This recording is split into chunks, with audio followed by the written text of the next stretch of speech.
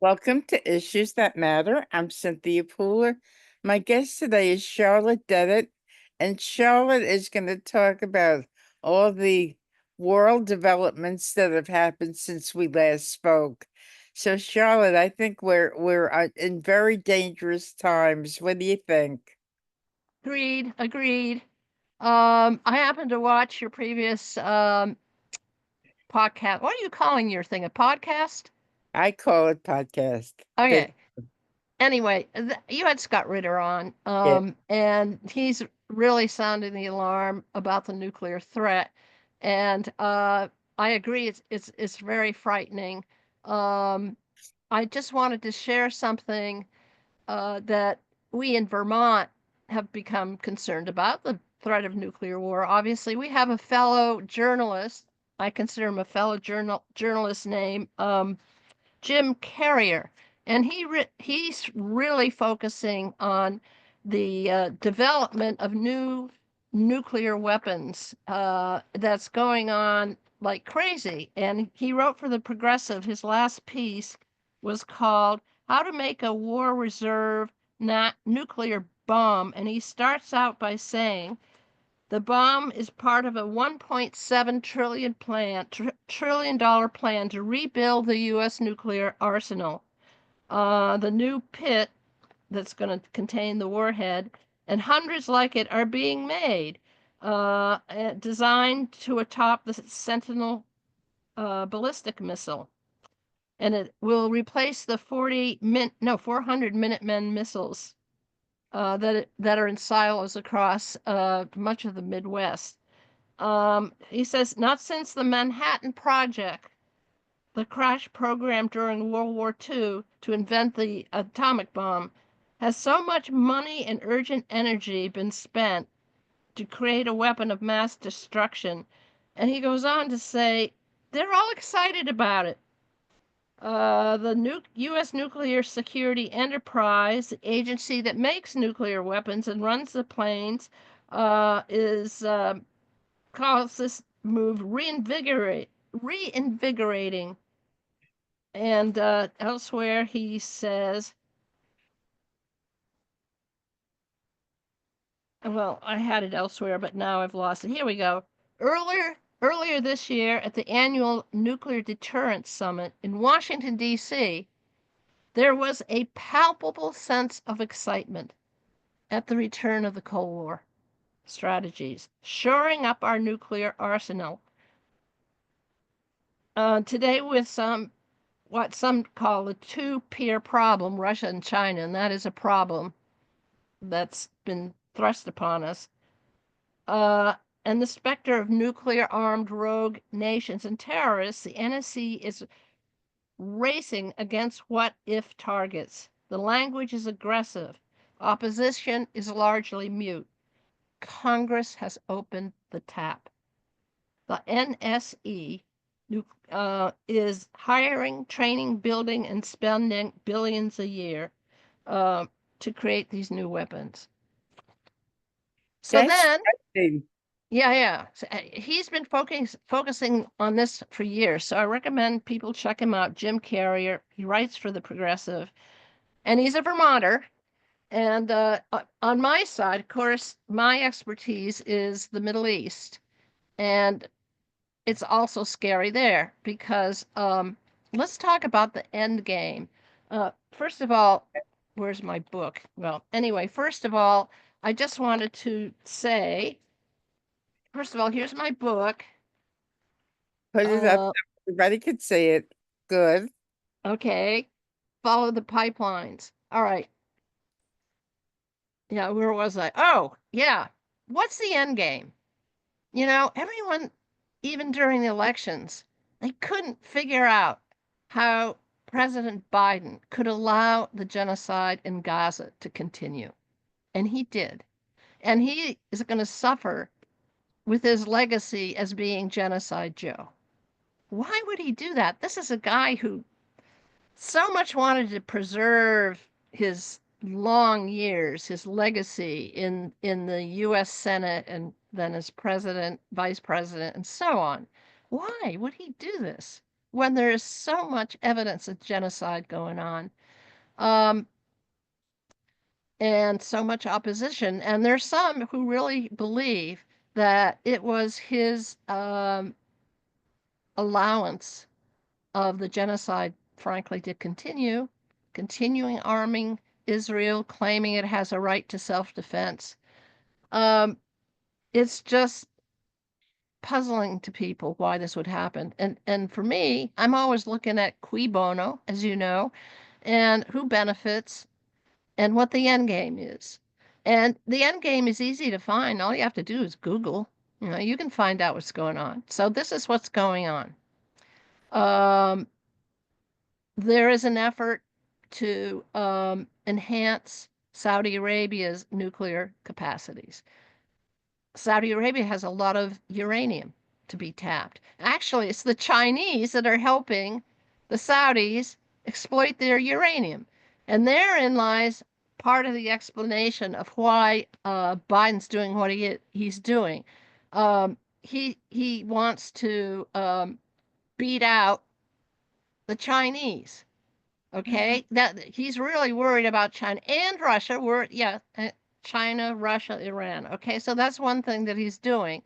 Um, the Chinese are making great inroads all over the global south, particularly, I would say, Africa and the Middle East. But they're going into Latin America for sure. And so, by the way, the subtitle of my book is Uncovering the Mystery of a Lost Spy, which was my father who died in a mysterious plane crash, and the deadly politics of the great game for oil. And the great game, from my perspective, is on steroids right now. And it explains just about everything that's going on, whether it's the war in Ukraine or Gaza or whatever. So before October 7th, the powers that be were meeting about first of all having Saudi Arabia improve its relations with Israel. But what did that mean? They have a grand plan. And the plan is they think they're going to get peace through development. And part of it is developing Saudi uranium. Okay. Uh, the Saudis want a bomb, and they've been arguing this to confront Iran. All right. And of course, there's been all sorts of efforts to prevent Iran from getting a bomb.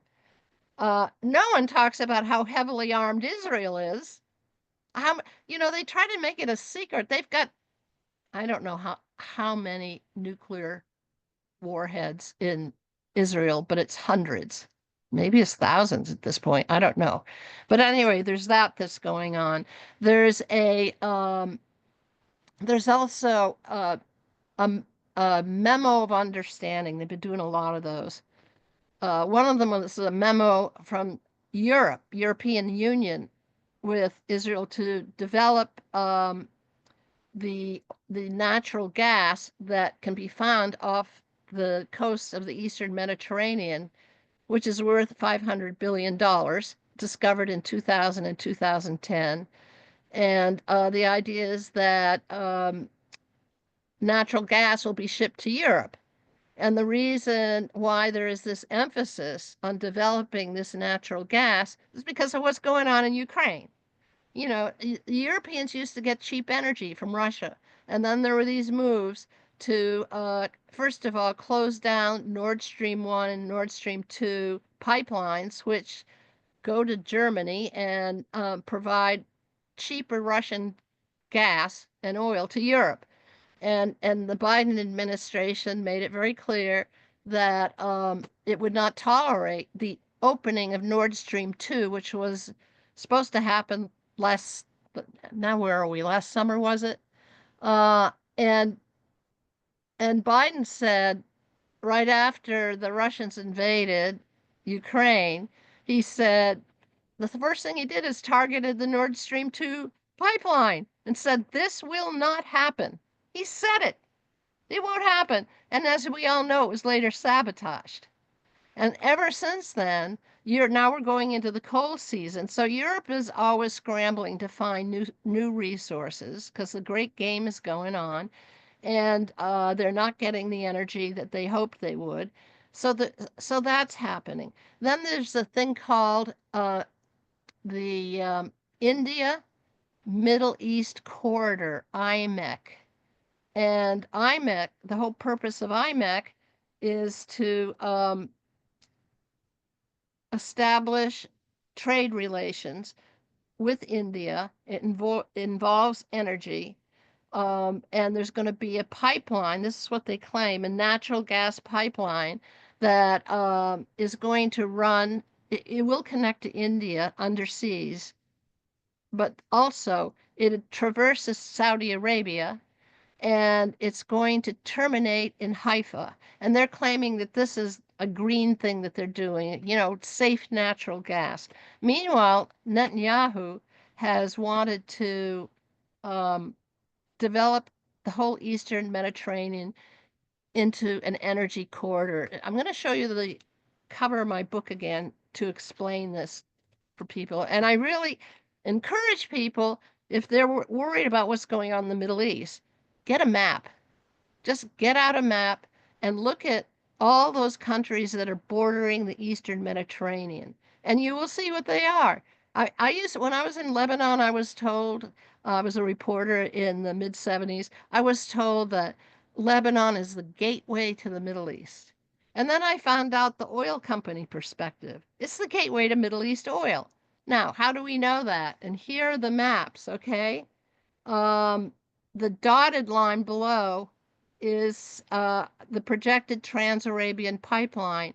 And then you'll see further up, right around here, there's two pipelines. They're carrying oil of Iraq. They were carrying it um, during the 30s. It was closed down in 1948 because of the war for Israeli independence, and the Iraqis were opposed to that. They closed the pipeline. And if you want to go back, I could keep going back and back what I learned, the importance of pipelines and their protection, military protection. And it came out of my father's papers. I'm going off on a tangent here, so stop me at any time, Cynthia. But let me just finish this one thought. Keep going. You see, my father was recruited into the OSS.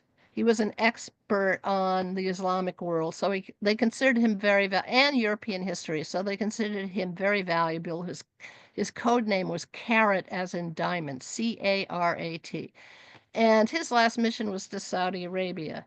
And but what I found in suing the CIA and getting some of his documents declassified, one of them was very heavily redacted, but they somehow left out this one sentence that America's key objectives, what his marching orders were, we must protect the oil at all costs. And he meant Saudi oil, and Saudi oil was absolutely key to developing the United States into a world power, not just a world power in the Middle East, which had formerly been dominated by the French and the British after World War One, but a world power in the world because the Saudi oil was going to help finance the Marshall Plan. It was going to contest with communist-run coal unions and get Europe to change its supply to oil.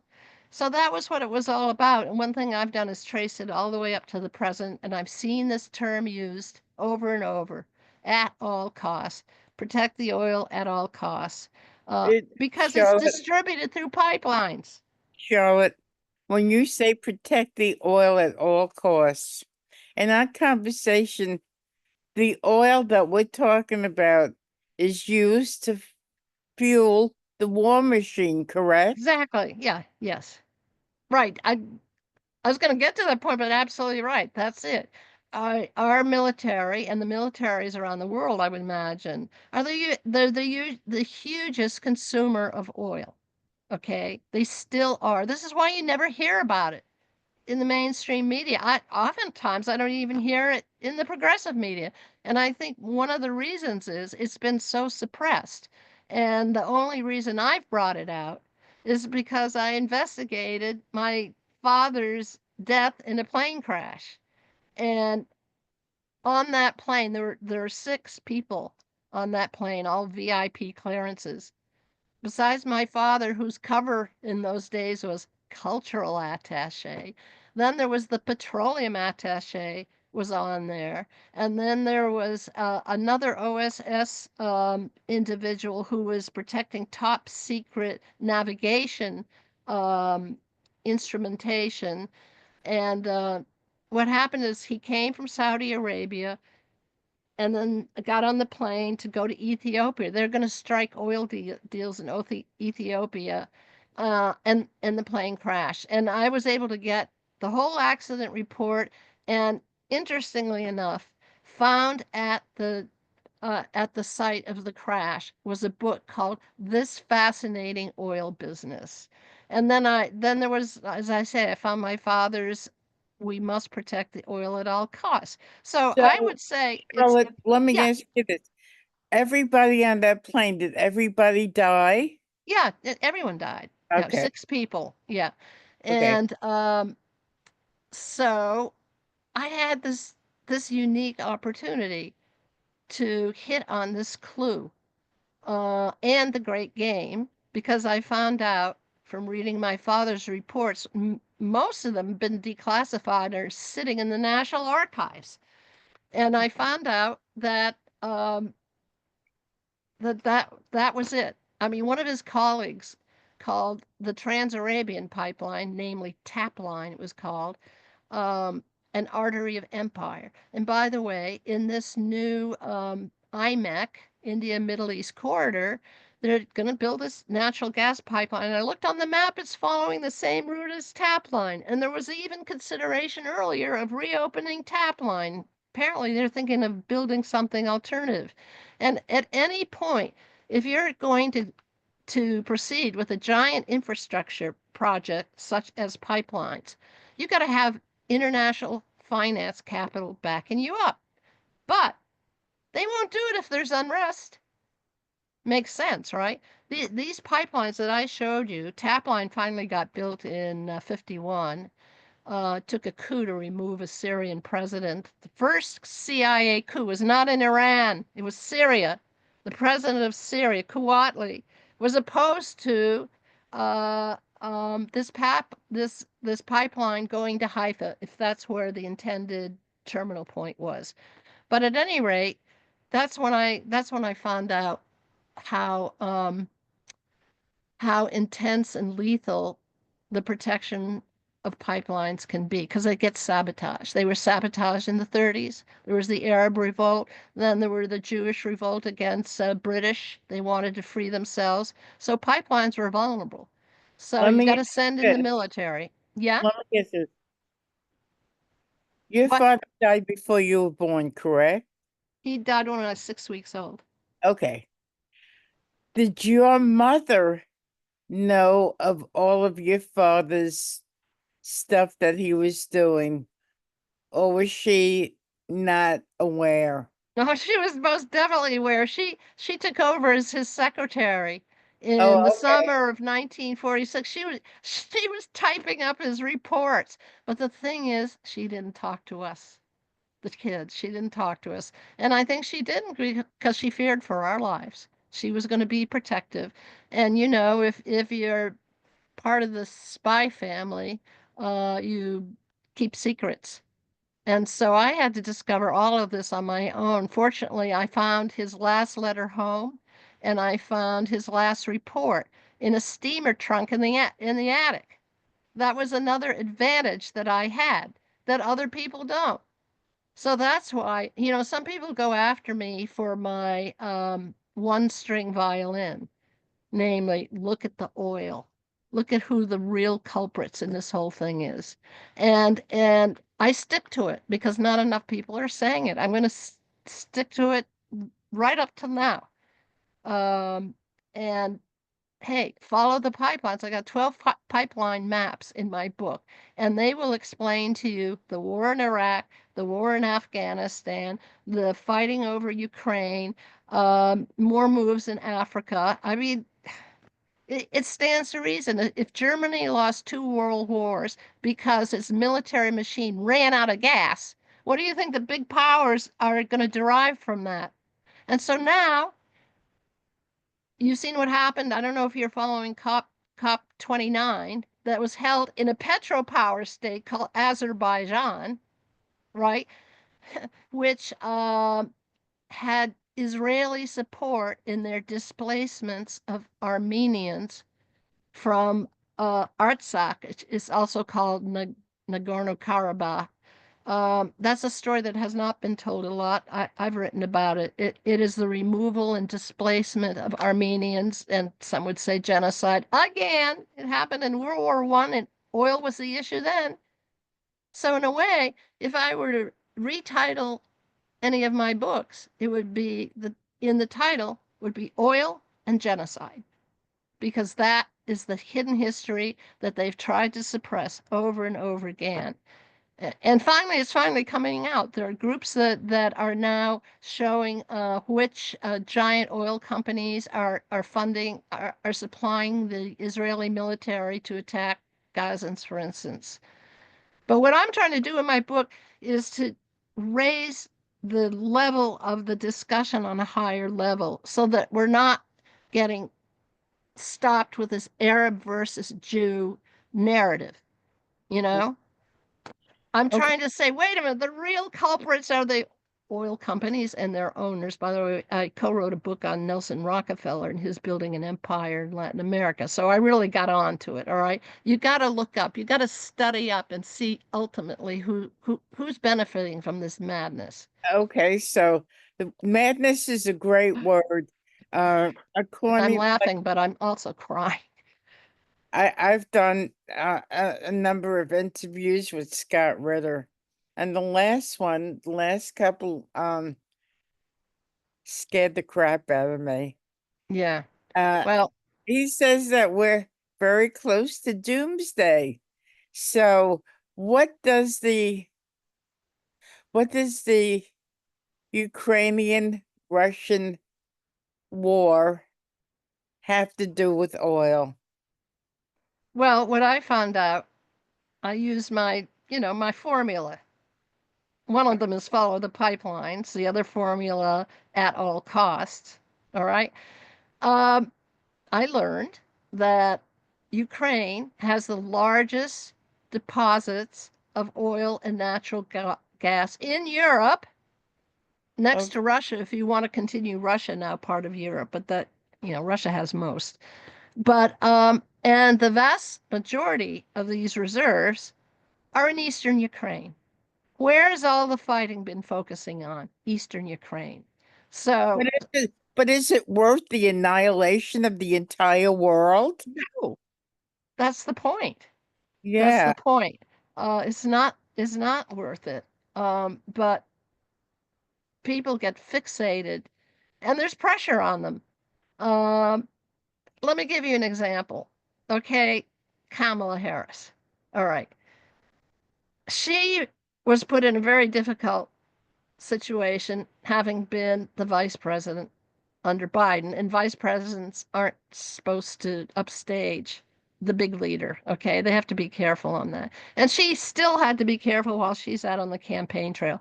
I remember initially she spoke fairly passionately about the suffering of the people of Gaza, but that's as far as she could go. First of all, the Democratic Party has the most of the big money is from Zionists, and Democratic Party has been allied with wealthy Jewish funders for years.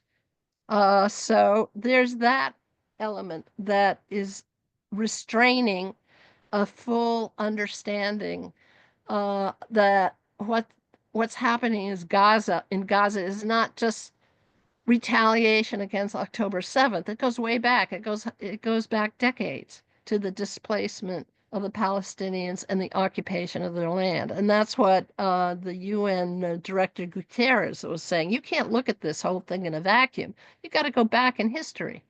And it's important to go back in history. And for instance, I appreciate the fact that Scott Ritter goes back in history.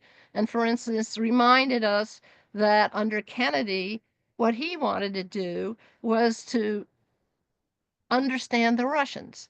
Let's explore this. Let's use diplomacy. And the Cuban Missile Crisis was averted, but now they're not talking that way. Mhm. And that's concerning. It's very concerning. The But last, there's going to be, if anyone used nuclear weapons in the Middle East, there's one thing that the powers that be are forgetting: fallout. It's all going to come back. There's going to be radiation poisoning. So mhm. why do it? It's ridiculous. I mean, that's been a major deterrence. But now I see, frankly, the world, um, in its current state is just, I don't know, barreling us towards Armageddon. Oh my God. It's late It- capitalism. That's what's going on. You can all revere capitalism. This is capitalism in its final stages. And it's, but the final stage, the ultimate final stage of capitalism, would you say is the extinction of the world? well, I hope not. But I mean, that has to be analyzed too, of course. So, anybody who raises that awful word capitalism, actually, I've seen it come out more in, say, the past 10 years. Also, the word imperialism, people the mainstream media is even using it a little bit more. People really got to understand it and study it. And those who do, get branded as communists and so on. But what's happening is there's so much overproduction. Why? Of goods. Why? Because of the automation of industry. Now we got AI coming on board, right? So there's going to be massive job displacement, and the world is trying to grapple with that. There, but the competition, which is the essence of capitalism, right? Competition makes what little boy run faster, or whatever the term was. Yeah, competition may be good for innovation, beating out your competitors, but it can also be deadly when you get to confrontation among nuclear powers. And they're so desperate to sort of get control over this situation that I'm not sure how they're going to get out of this pickle. I mean, you've got working class people who are hurting. That's Mhm. been one of the big reasons that's been advanced, right? As to why the Harris campaign lost or the Democrats lost. And I think there's some real truth to that. Discomfort of going out into rural areas. That's one thing my husband and I learned when we lived in rural Vermont, and we both ran for office. And the Democrats weren't supporting those of us who were in the rural areas. That's one reason why the Vermont ERA lost. Everyone was looking at the ERA as a state ERA, not a federal. That was going to revive the whole ERA push, and it lost by, I don't know, a margin, tiny number of votes. Why? Because we kept saying you got to go out in the rural areas because the right wing is out there spreading this vicious propaganda like ERA equals AIDS, right? So now you're getting commentators, trying to figure out why the Harris campaign failed, and they're coming. And I think there's some truth to a lot of the arguments that have been used, but the restraints are there also by donors, by the system itself. Um, my feeling is eventually, there's going to have to be a move to guaranteed annual incomes because people aren't going to having the jobs. And I could explain why male voters are we're not inclined to vote for things as they are because they were hurting, but there's a deep underlying thing here going on here apart from racism. It's sexism, but what is the economic basis? There was a book written in 1975 by a man named George Gilder, who happened to be the godson of David Rockefeller. Okay. Oh, wow. And the name of the book, Sexual Suicide. And what he said is that when men are unemployed, they resort to muscle and phallus. In other words, they get abusive and they turn to violence. And any ruling entity does not want revolution or violence against them, right? But because of this, he was saying that so men have to be employed. So you got to get women out of the workforce. And how do you do that? Back to the home, making babies, but staying out of the workplace. And for me, uh, Roe v. Wade and the whole abortion issue is really a um, a jobs issue of whether women are going to be in the workplace because right now men are getting really pissed off. There's not enough jobs available, and women have jobs. That's an underlying theme that does not get discussed, and it's Mhm. cyclical. After every war, after every war, when women got into workplaces, you know, Rosie the Riveter, World War II, and so on, every time that happens, there's a move to get the women back out. The boys are coming home. Boys are coming home. So it happened the Civil War. It happened after the Civil War. It happened after Vietnam War. Um, and you World saw War this II, backlash. Yeah, right? and World War II, obviously, yeah. And it's going on now. It's going on now. So when people are saying, "Oh, this abortion thing," you know, they're trying to get a handle. They're not going into what I would call historical materialism. Not everything is based on economics, but a lot of it is. And they're not looking at that angle. So let me ask you this question. What what the news media said, like MSNBC, do the people talking about the abortion issue, do they understand it as clearly as you do? No. And Okay. I only have so much time in my life. I mean, I've considered doing a Substack um and the question is, how much time do I have to put into this? I'm trying to wean myself off of legal work as a lawyer, which I had to have to pay the bills because when you speak truth to power, it's not remunerative, believe you me. You don't make a lot of money selling books. Mm-hmm. Oftentimes, your books are suppressed. I could talk about that. I could talk about privishing that nobody knows about except those who have experienced it. You want to know what, just a little sidebar, what privishing is? Because we're living in a time of intense censorship right now, right? Yeah. I mean, they're cracking down. It's amazing. There's a move to crack down on all nonprofits that have any dealings with terrorism. And this is mostly focused against Palestinian support for Palestinians, but it's going to be broadened. It's going to be attack on progressives, right? They're doing it. They're worried about that. Anyway, no, they don't talk about the economic underpinnings of the whole abortion issue. And you know, you heard about, I don't know if you heard about this law, 1864 in Alabama, I think, the Comstock Law.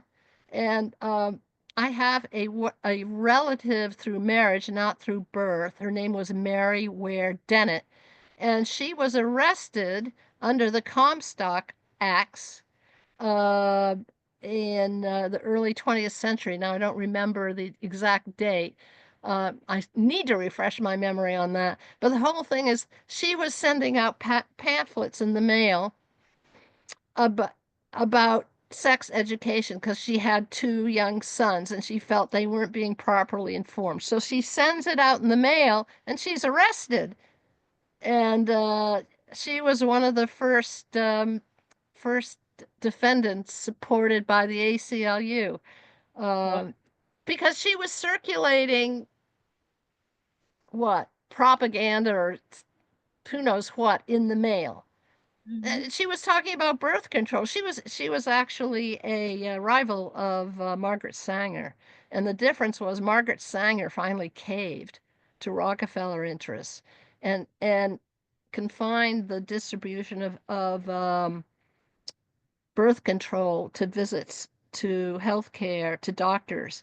And Mary Ware Dennett said, well, there are a lot of people who can't even afford a doctor. It should be, it should, birth control should be made available to anyone. That's a little story that's not well known. All of these underpinnings. I mean, 18, why would they pass a law? No one's asking. Why would laws be passed in Alabama in 1864 that criminalized abortion? Well, guess where else that was going on? From my research, the first place that abortion was criminalized was in Massachusetts. Liberal Massachusetts. Wow. Yeah, and the reason was, here's another little story for you.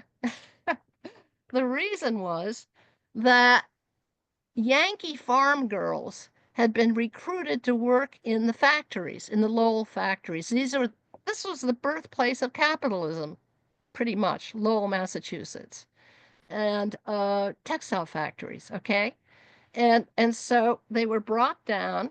The farmers were losing their land, so Dad was okay with his daughter going down and working in the mills if she could send some of the money back, and as long as it was all heavily chaperoned. Fact, it wasn't all heavily chaperoned, but yeah, and then the girls started to get uppity. They wrote that the first woman's magazine was called the Lowell Offering, and it was by textile workers who were talking about the declining working conditions in the textile mills. And so the powers that be got really pissed off. These uppity women, we got to do something about them. What Mm. happened? Criminalize abortion.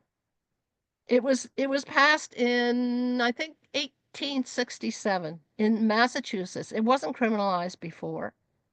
Even the Catholic Church allowed it up to a certain point, right? Then it gets criminalized, and meanwhile, the first Back to the Home campaign happened, and it was who was responsible? The textile mill owners, the doctors who were in line with them, and the religious community. And the whole idea is get those girls out of those factories and back home making babies. So the They're men could doing that now. That's what they want. so the men could go out and work. Pardon me? So the men could work. Yeah, so the men could work. And in this case, it was Irish Yes, but but men, but in the case of new immigrants taking over jobs.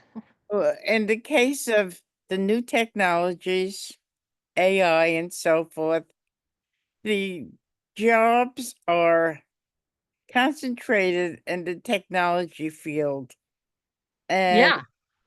and other sectors might be not as good as they used to be. So therefore, how does that how does that hurt men if high paying jobs are basically in technology?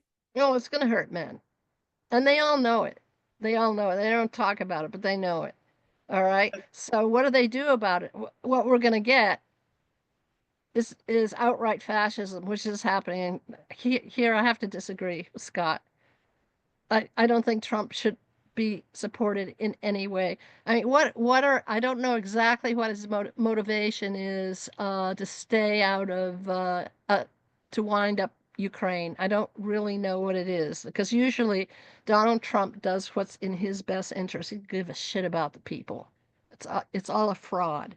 But and now he's putting people in cabinets who are aligned with him politically with his fascist views, and he tried to distance himself from the Heritage Foundation Project 25, 2025, and that's what their whole focus is to dismantle all the regulatory mechanisms within government, but also just government institutions. They're setting up an oligarchy, and for sure. And I understand the You plight of, already had one. pardon me? You already had one. Yeah, we did. It's going to be much worse. It's going to be much worse, much worse. Yeah, and I don't think the American people fully understood that they bought the propaganda. The propaganda was unbelievable. Some would call it psychological warfare. Both sides use it. I get it. I get it. But You know, what for people like me, what choice did I have? Neo-colonial imperialism or fascist um, authoritarianism in our own country. And so watch out, because who is Trump targeting? He wants to unleash the military. Scott, come on. He wants to unleash the military, which is a violation the Posse Comitatus Act. You're not supposed to use the military domestically. All right, he wants to do that. And he not only wants to crack down on immigrants, he wants to crack down on protesters. You know what? Today is Monday before Thanksgiving, and there's what, 2 months left before the inauguration. Yeah. If something happens between now and an inauguration that's earth-shaking, let's talk again. But if not, let's wait till the end of January to discuss your views on what has transpired and what you feel will transpire once Trump assumes a second term.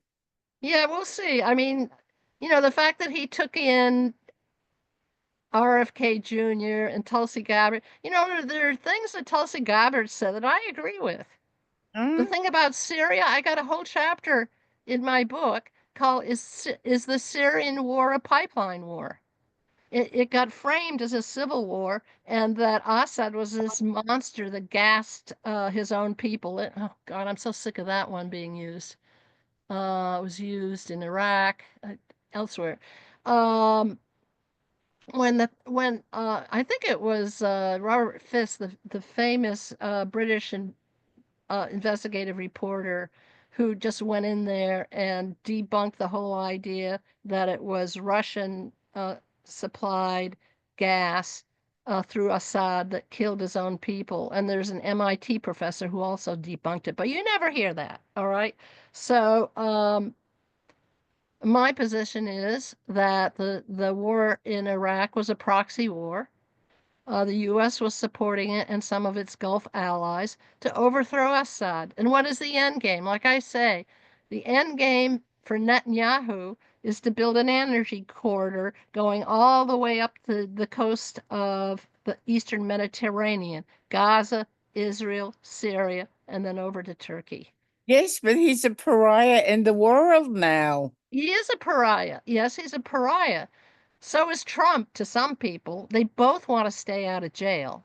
That's very clear. And Trump has very successfully resisted it. And so is Netanyahu, because after all, Netanyahu is the wartime president, right?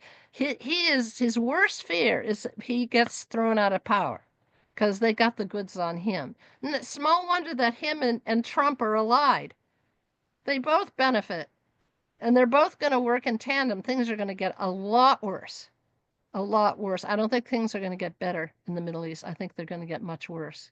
I mean, Well, Trump's already given Israel the get-go. Changing the capital to Jerusalem is just part of a effort among settlers to take over the remaining lands of the Palestinians in the West Bank, which also has oil in it. And Gaza. And the whole plan is to wipe them out. Lebanon is now a failed state. When I was there, it was a flourishing cosmopolitan Paris of the Middle East. It's now destroyed. 15 years of civil war did it. And that was to get the Palestinians out of. That was the primary goal. Get those Palestinians who were refugees, many who had survived the Nakba of 1948, in which 750,000 Palestinians were uprooted, ethnically cleansed. Anyway, all right, I've gone on too long, but I think the worry about nuclear war is very real, and I hold both parties responsible. But I think I don't know about nuclear war and Trump, but Trump is going to go full speed ahead with the Abraham Accords, which they think that developing that whole region And Kushner said, ah, Gaza would make a nice waterfront I property, got that. right?